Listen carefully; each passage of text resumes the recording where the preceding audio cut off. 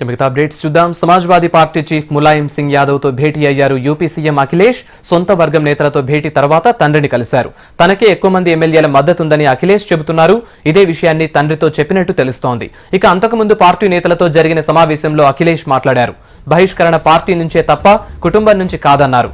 తానెప్పుడూ తండ్రి ములాయంను గౌరవిస్తానన్నారు అఖిలేష్. వచ్చే ఎన్నికల్లో పార్టీని గెలిపించి తండ్రికి బహుమతిగా ఇస్తానన్నారు.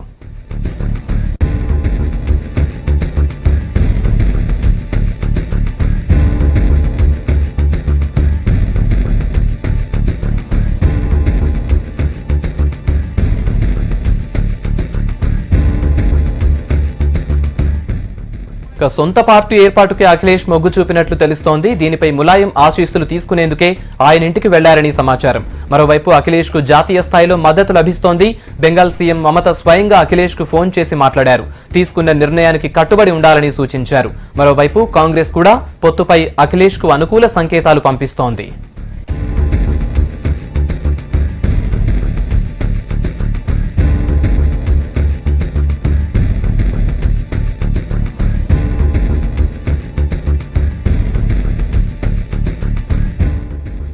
అంతకుముందు సుమారు 2 గంటలకు పైగా పార్టీ నేతలతో భేటీ అయ్యారు అఖిలేష్. భవిష్యత్తు కార్యాచరణపై చర్చించారు. 200 మందికి పైగా ప్రజాప్రతినిధులు మీటింగ్ కు అటెండ్ అయ్యారు. 167 మంది ఎమ్మెల్యేలు, 30 మంది ఎమ్మెల్సీలు సమావేశానికి వచ్చారు. మీటింగ్ లో బజాజ్ తమకు మద్దతుగా అఖిలేష్ వర్గం సంతకాలు తీసుకున్నట్లు తెలుస్తోంది.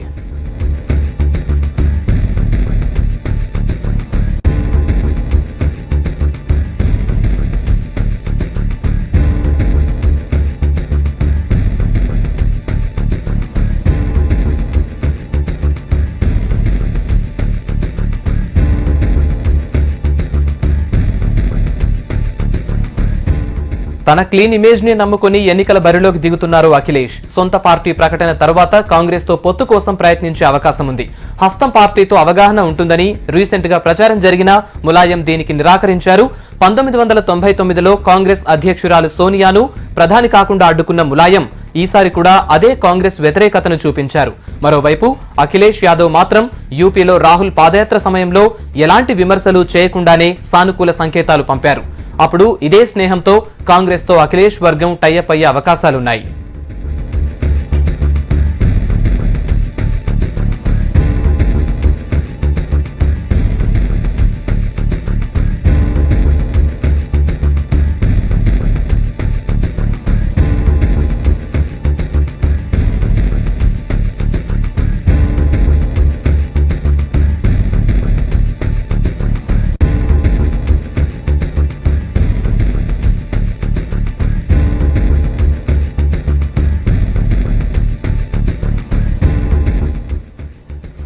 ఇక యూపీ పరిణామాలపై మరిన్ని అప్డేట్స్ బుచ్చన్న అందిస్తారు. బుచ్చన్న చెప్పండి, ఎస్పీలో అసలు ఏం జరుగుతోంది? అఖిలేష్ కొత్త పార్టీ పెట్టే ఛాన్స్ ఉందా? కాంగ్రెస్ తో పొత్తు పెట్టుకుంటారనే ప్రచారం కూడా జరుగుతోంది కదా. నిన్న సాయంత్రం నుంచి ఇప్పటి వరకు సమాజ్వాదీ పార్టీలో నాటకీయ పరిణామాలు జరుగుతున్నాయి. ఇవాళ ఉదయం 9 గంటల నుంచి ఇప్పటి వరకు వరుసగా సమావేశాలు జరుగుతున్నాయి. ఇందులో ఇవాళ జరిగిన మొత్తం ఎంటైర్ ఎపిసోడ్ చూస్తే కనుక బయట జరుగుతున్న పరిణామాలు ఒకటైతే, రెండోది అంతర్గతంగా పార్టీలో కుటుంబ సభ్యుల మధ్య, పార్టీలో ఉన్న ముఖ్య నాయకుల మధ్య జరుగుతున్న అంతర్గత సమావేశాలు, సంభాషణలు, పరిణామాలు వేరుగా ఉన్నాయి. ఇవాళ ఉదయం 9 గంటల తర్వాత అఖిలేష్ తన అనుచరులతో, తన మద్దతుదారులతో తన ఇంట్లో సమావేశమయ్యారు. ఈ సమావేశానికి సుమారుగా 207 మంది ఎమ్మెల్యేలు ఉన్నారు. ఇందులో 37 మంది ఎమ్మెల్సీలు, మరికొంతమంది ముఖ్య నాయకులు, 12 మంది ప్రస్తుతం తన క్యాబినెట్లో ఉన్న 12 మంది మంత్రులు కూడా ఆయన ఆ సమావేశాల్లో ఉన్నారు. దాంతోపాటుగా సమాజ్వాదీ పార్టీకి సంబంధించిన వేలాది మంది యంగ్స్టర్స్, ఎక్కువ మంది అఖిలేష్ యాదవ్ ఇంటి ముందున్నారు. రెండో వైపున అమర్ సింగ్ దిష్టి బొమ్మను అలహాబాద్లో దగ్ధం చేస్తున్నారు. రాంపాల్ యాదవ్ పైన ఇటు ములాయం సింగ్ యాదవ్ అభిమానులు కావచ్చు, లేకపోతే కనుక ఈయన మద్దతుదారులు తీవ్ర స్థాయిలో విమర్శలు చేస్తున్నారు. ఎమ్మెల్యేలు, ఎంపీలు, మంత్రులు రకరకాలుగా కామెంట్లు చేస్తున్నప్పటికీ అంతర్సూత్రంగా చూస్తే కనుక ఈ 2 వర్గాల వైపు నుంచి వినపడుతున్న ఒకే ఒక మాట చాలా డ్రామాటిక్గా ఉంది. అది సమాజ్వాదీ పార్టీ అధినాయకుడు ములాయం సింగ్ యాదవే, కానీ తమ ముఖ్యమంత్రి మాత్రం అఖిలేష్ యాదవ్ అని చెప్తున్నారు. అంటే ఇది 2 వైపుల నుంచి జరుగుతున్న ఒక నాటకీయంగా కనపడదు, అర్థమవుతున్నది ఎంత చూస్తే కనుక. కొద్దిసేపటి కింద ఆజం ఖాన్ ఎంటర్ అయ్యారు సీన్లోకి. ఆయన ఎంటర్ అయిన తర్వాత అఖిలేష్ యాదవ్ను కలిసి అదేవిధంగా ములాయం సింగ్ యాదవ్ ఇద్దరిని కలిసిండు ఆయన. ప్రస్తుతం అఖిలేష్ ములాయం సింగ్ ఇంటికి వెళ్ళిపోయి అక్కడ సమావేశం జరుగుతున్నది. రాష్ట్ర మంత్రి ముఖ్య నాయకుడు సమాజ్వాదీ పార్టీలో ముఖ్య నాయకుడు ఆజం ఖాన్ ఇప్పుడు కీ రోల్ ప్లే చేస్తున్నాడు. అక్కడ జరుగుతున్న పరిణామాలు మొత్తం చూస్తే కనుక ఈయన దగ్గర 190కి పైగా మందిగా ఎమ్మెల్యేల మద్దతు తనకు ఉందని, ఒకవేళ కనుక విభేదాలు తారస్థాయికు ఈ ప్రస్తుతం జరుగుతున్న సమావేశం బెడిసి కొడితే కనుక ఖచ్చితంగా అక్కడ రావాల్సింది 206 మంది ఎమ్మెల్యేలను ఉంటే కనుక వాళ్ళు ప్రభుత్వాన్ని ఫామ్ చేయొచ్చు. ఇప్పటికిప్పుడు చూసుకున్నా సరే దగ్గర ఆ మెజార్టీకి దగ్గర వీరు ఉన్నట్లే మనకు అర్థమవుతున్నది. మొత్తంగా చూస్తే నిన్న ఇవాళ జరిగిన పరిణామాలు సమాజ్వాదీ పార్టీ చీలిక వైపు వెళుతుందా అని ఒక బలమైన అభిప్రాయం లేక ప్రచారం జరుగుతున్న దేశవ్యాప్తంగా. ఈ జరుగుతున్న పరిణామాలను చూసి బీఆర్కి సంబంధించిన ఒక బీసీ నాయకుడు లేకపోతే కనుక బీసీ కాన్సెప్ట్తో పార్టీ పెట్టిన ఆర్జేడీ నాయకుడు లాలూ ప్రసాద్ యాదవ్ కూడా ఒక కామెంట్ చేశారు. ఆయన మతతత్వ శక్తులకు వ్యతిరేకంగా పోరాటం చేసేందుకు ములాయం సింగ్ యాదవ్ కలిసి రావాలి అని చెప్పారు. బహుశా అది అఖిలేష్ యాదవ్కు అదే కాంగ్రెస్ పార్టీతో వెళ్తున్నందుకు మద్దతు ఇస్తున్నట్లా లేకపోతే కనుక పార్టీలో చీలిక రాకుండా ఉండే విధంగా చూసుకోమని చెప్పినట్లా అనేది చూడాలి. అది రెండవది, వెస్ట్ బెంగాల్కి సంబంధించిన మమతా బెనర్జీ కూడా అఖిలేష్ యాదవ్తో ఫోన్లో మాట్లాడారు. మరోవైపు మహారాష్ట్రకు సంబంధించిన సమాజ్వాదీ పార్టీ నాయకుడు కూడా ములాయం సింగ్ యాదవ్ తొందరపాటు నిర్ణయం తీసుకున్నారు, అఖిలేష్ యాదవ్ను పార్టీ నుంచి బహిష్కరించి ఇది కలిసి ఉండాల్సిన వ్యవహారం అని చెప్పారు. రెండో వైపున అమర్ సింగ్ను ఇతను దళాలుగా ఆ పార్టీకి సంబంధించిన నేతలు ఎమ్మెల్యేలు ఎంపీలు వారు విమర్శ చేస్తున్నారు. కొందరు దళాల నాయకులంతా పార్టీలోకి చేరిన కారణంగానే ప్రధానంగా విమర్శ వచ్చింది. పార్టీ అధినాయకుల మధ్య కుటుంబ సభ్యుల మధ్య విభేదాలు వచ్చినాయి. అదే సమాజ్ పార్టీలో జరుగుతున్న గందరగోళం అని చెప్తున్నారు. మరికొంతమంది ఎమ్మెల్యేలు ఇదంతా సమస్యపోతుంది, ఈ 1960 నుంచి చట్టసభల్లో ఉన్న నాయకుడిగా ములాయం సింగ్ యాదవ్ ఉన్నారు, సుదీర్ఘ రాజకీయ అనుభవం ఉంది ఆయనకు, దీన్ని ఆధారంగా చేసుకొని ఈ సమస్యను ఆయన తప్పకుండా సద్దుమణిగేలా చేస్తామని బలమైన అభిప్రాయాన్ని ఆకాంక్షను ఆ పార్టీ నేతలు వ్యక్తం చేస్తున్నారు. మరొక వైపున జాతీయ స్థాయిలో దీని ప్రభావం ఖచ్చితంగా ఉండబోతున్నది. 400కు పైగా ఎమ్మెల్యేలు ఉన్నది, 80కి పైగా ఎంపీలు స్థానాలున్న అతిపెద్ద రాష్ట్రం ఉత్తరప్రదేశ్.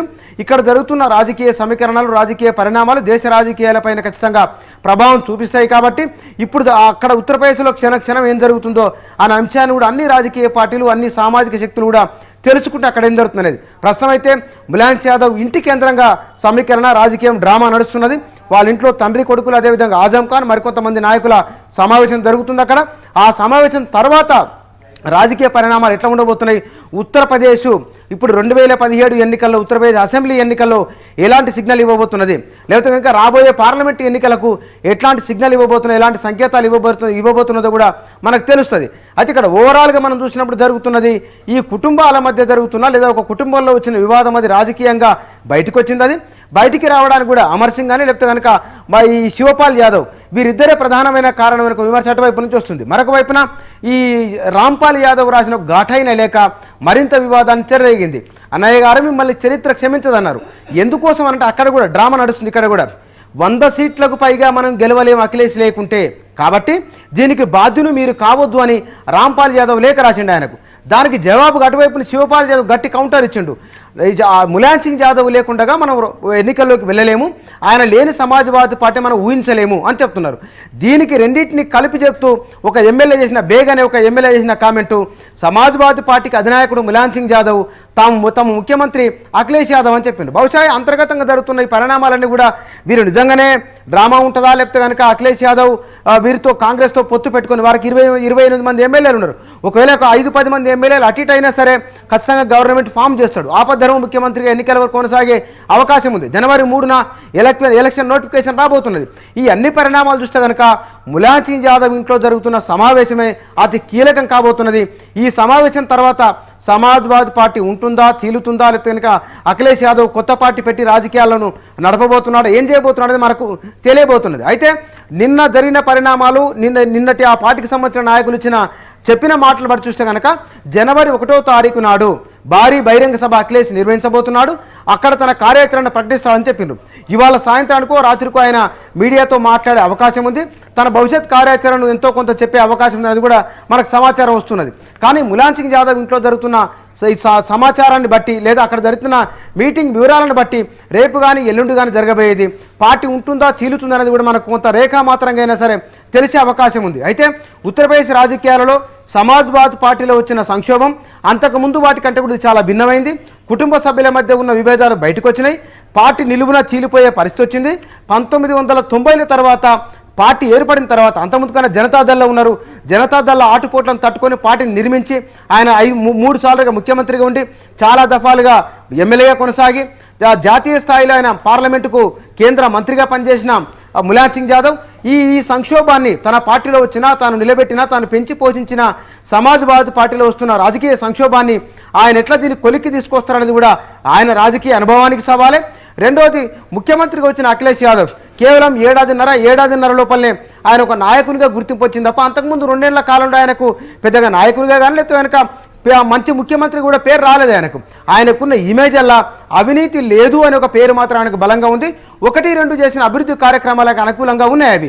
అవి మాత్రమే ప్రధానంగా యూత్లో ఎక్కువ ఆయన క్రేజ్ ఉంది. బహుశా వాళ్ళే ఆయన ఎంబడి ఎక్కువ మంది కనబడుతున్నారు. ఆ యూత్ ఓట్ బ్యాంక్తోనే ఇప్పుడు వచ్చిన 207 మంది ఎమ్మెల్యేలు కూడా, దీంతో పాటుగా ఆయన ప్రకటించిన దగ్గర 170 మంది ఎమ్మెల్యే అభ్యర్థులు కూడా దాదాపు ఈయన వైపే వస్తున్నారు. ఓవరాల్గా మనం చూసుకున్నప్పుడు చీలిక వేలు వస్తే కనుక ఎక్కువ మంది ఎమ్మెల్యేలు, ఎంపీలు, మంత్రులు, ఎమ్మెల్సీలు వీళ్ళంతా కూడా అఖిలేష్ యాదవ్ వైపే ఉన్నారు. మిగతా వాళ్ళు శివపాల్ యాదవ్ మరికొంతమంది నాయకులు మాత్రం అటువైపు ఉన్నారు. ఇప్పటికిప్పుడు మనకు వస్తున్న సమాచారాన్ని బట్టి చూస్తే కనుక సమాజ్వాదీ పార్టీ ఆఫీసులో ఉన్నవాళ్ళు, అంటే అఖిలేష్ ఇంట్లో ఉన్న వాళ్ళని మినాయిస్తే కనుక సమాజ్వాదీ పార్టీ ఆఫీసులో ఉన్నవాళ్ళు కేవలం వాళ్ళు అక్కడ ఉన్నవాళ్ళు 17 మంది మాత్రమే ఎమ్మెల్యేలు ఉన్నారు. 103 మంది ఎమ్మెల్యే క్యాండిడేట్స్ ఉన్నారు. అంటే ఎవరైతే ములాయం సింగ్ యాదవ్ నిన్న అభ్యర్థుల జాబితా ప్రకటించారో ఆయన ప్రకటించిన జాబితాలో ఆఫీసులో ఉన్నవాళ్ళు, అంటే పరోక్షంగా చెప్పాలంటే కనుక ములాయం సింగ్ యాదవ్కు మద్దతు ఇస్తున్న వాళ్ళు 103 మంది ఉన్నారు. కానీ అఖిలేష్ యాదవ్కు మద్దతు ఇస్తున్న వాళ్ళు దగ్గర 200 దాకా ఉన్నారు. అంటే ఇక్కడనే మనకు వేరియేషన్ తెలుస్తుంది. యువ నాయకుల వైపే దాదాపుగా పార్టీలో సగం మంది ఉన్నారు. దీనికి ప్రధానమైన కారణము వాళ్ళు అనుకుంటున్నది, ఉత్తరప్రదేశ్లో అనుకుంటున్నది ఎక్కువ మంది ములాయం సింగ్ యాదవ్ను మిస్గైడ్ చేస్తున్నారు. ఆయనను తండ్రి కొడుకు మధ్య పడకుండా చేస్తున్నారు. కొంతమంది చెప్పుడు మాటలతోనే ఈయన తప్పుడు నిర్ణయాలు తీసుకుంటున్నారని ఒక అభిప్రాయం బలంగా ఉత్తరప్రదేశ్లో ప్రధానంగా సమాజ్వాదీ పార్టీ కార్యకర్తల్లో ఉన్నది. ఈ అభిప్రాయం కారణంగానే ఎక్కువ మంది ఇటువైపు వస్తున్నారు. బహుశా రాజకీయంగా భవిష్యత్తున్న నాయకుడు అఖిలేష్ యాదవ్ అని, అవినీతి మరకలేని నాయకుడు కాబట్టి బహుశా ఆయన వింటే ఉంటే తమ భవిష్యత్తు కూడా బాగుంటుందని అనుకున్నారేమో కానీ ఎక్కువ మంది ఇటువైపే ఉన్నారు. మరికొద్ది సేపట్లో ఉత్తరప్రదేశ్ రాజకీయాల్లో జరగబోతున్న పరిణామాలు ఏ విధంగా ఉండబోతున్నాయి, ఆజం ఖాన్ అఖిలేష్ ములాయం మీటింగ్ తర్వాత మనకు దీనికి సంబంధించిన మరింత వివరాలు, ఉత్తరప్రదేశ్లో సమాజ్వాదీ పార్టీ రాజకీయ భవిష్యత్తు, రాజకీయ ముఖచిత్రం ఏ విధంగా ఉండబోతున్నది, అసెంబ్లీ ఎన్నికల్లో ఏ రోల్ ఎవరు ఎట్లా ప్లే చేయబోతున్నారో మనకు తెలిసే అవకాశం ఉంది. Rajendra. Right Buchanna, thank you for the update.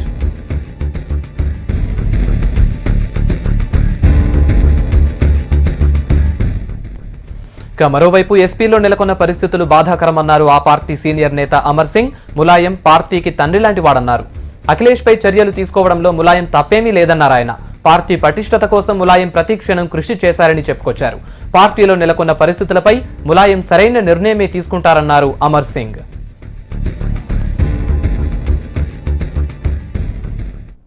जो कुछ घटित हो रहा है वो बहुत ही दुर्भाग्यपूर्ण है. किस मेहनत से, किस शिद्दत से, कितनी तकलीफ से इस पार्टी का निर्माण आदरणीय मुलायम सिंह जी ने किया है. मैंने पहले भी कहा है, आज फिर दोहरा रहा हूं, मुलायम सिंह जी समाजवादी पार्टी के भी पिता हैं और मुख्यमंत्री अखिलेश यादव के भी पिता हैं. आज तो कुछ ऐसा लग रहा है कि रामचंद्र का कह गए सिया से ऐसा कलयुग आएगा, बेटा करेगा राज, बेचारा बाप जंगल को जाएगा. ये जो इस तरह की जो दुर्घटना हो रही है राजनीति की, ये बिल्कुल गलत है. मैं अपना पूरा समर्थन अपने नेता और राष्ट्रीय अध्यक्ष मुलायम सिंह जी को देता हूं.